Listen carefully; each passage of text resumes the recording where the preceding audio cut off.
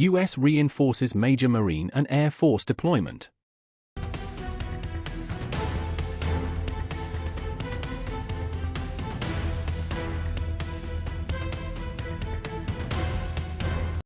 Amid the growing climate of tensions with Venezuela, the United States Marine Corps (USMC) carried out a large-scale amphibious exercise in the Caribbean, with an extensive deployment of naval, air, and ground assets.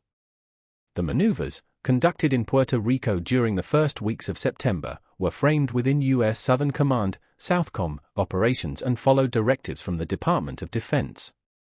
The training took place in a context marked by intensified operations against vessels coming from Venezuela, accused of transporting drugs to U.S. territory. The exercise included amphibious landing drills by the 22nd Marine Expeditionary Unit, SOC, testing the rapid force projection capability in crisis scenarios.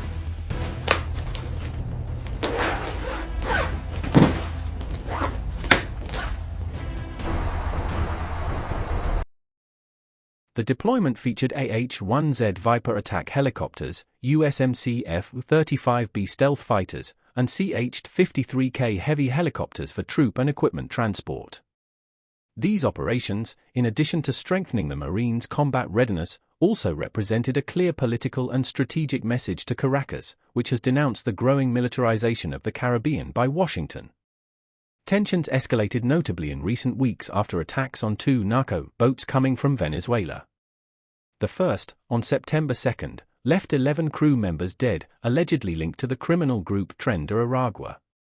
The second, carried out on September 16, ended with the destruction of another vessel and the death of 3 people.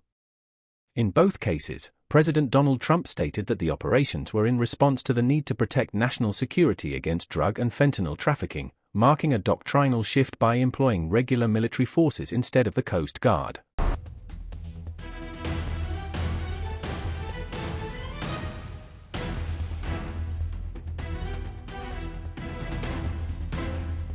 Following the first attack, Nicolas Maduro's government ordered the deployment of F-16 fighters that conducted low-altitude flights over the USS Jason Dunham, DDG-109, one of the Arleigh Burke-class destroyers present in the area. In addition, the Venezuelan Ministry of Foreign Affairs denounced the seizure of a fishing vessel by the United States, describing the action as a hostile act aimed at provoking an incident to justify an escalation toward war. For the Bolivarian government, U.S. military presence in the Caribbean constitutes a direct threat to its sovereignty. The naval component of the operation was led by the amphibious assault ship USS Iwo Jima, LHD-7, accompanied by the USS San Antonio, LPD-17, and USS Fort Lauderdale, LPD-28. Together, they transport more than 4,500 personnel, including 2,000 Marines, supported by destroyers, the littoral combat ship USS Minneapolis St. Paul, LCS-21, the cruiser USS Lake Erie, CG-70, equipped with the Aegis system, and the attack submarine USS Newport News, SSN-750.